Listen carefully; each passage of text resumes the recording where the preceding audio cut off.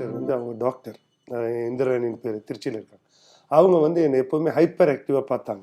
So அப்போ அவங்க என்ன சொன்னாங்கன்னா, நீ பைலட் ஆகி கொஞ்ச நேரம் தான் வேலை, மீதி நேரம்லாம் சும்மா இருக்க, வா உன்னை எதையாவது கம்ப்யூட்டர் கிளாஸ் சேர்த்து விட்றேன்னு சொல்லி எஸ்எஸ்ஐன்ற ஒரு இடத்துல சேர்த்து விட்டாங்க. அப்போ என் கூட இருக்க ஃப்ளைங் படித்த பைலட்ஸ் எல்லாம் சிரிப்பாங்க என்னை பார்த்து. நீ என்ன ஐடியில் போக போறியா, டெவலப்பராக போறியா, ப்ரோக்ராமராக போறியா? அவங்களுக்கு அது வந்து ஒரு கீழ்மையான ஒரு ஜாப் மாதிரி யோசிச்சாங்க. ஆனால் ஒரு 6 மாதம் 9 மாதம் படித்த உடனே எனக்கு லண்டனில் வேலை கிடைச்சிது. இப்போ நான் என்ன சொல்கிறேன்னா, எல்லாரும் இப்போ 10 லட்சம் பேர் சிவில் சர்வீசஸ், யூபிஎஸ்சி, டிஎன்பிஎஸ்சி எல்லாம் குரூப் ஒன்றுக்கு எழுதுறாங்க.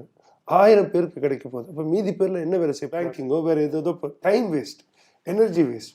இப்போது க்ளவுடோ, டேட்டா சயின்ஸோ, ஆர்டிஃபிஷியல் இன்டெலிஜென்ஸ், ஒரு புது மொழி கற்றுக்கிற மாதிரி, ஒரு மலையாளமோ தெலுங்கோ கற்றுக்கிற மாதிரி, ஒரு யூபிஎஸ்சி படித்த, இப்போ நீங்களே ஹிந்தி பேசுனீங்க காலையிலேருந்து, நான் ஒரு 12 hours ஸ்பெண்ட் வித் யூ, நீங்கள் ஹிந்தி பேசுறீங்க, வெரி ஃப்ளூயன்ட் இன் ஹிந்தி, வெரி ஃப்ளூயன்ட் இன் தமிழ், அதே மாதிரி தான் அதை படிக்கிறதுக்காக ஒரு தனி எஃபர்ட்டே எடுக்க வேண்டாம்.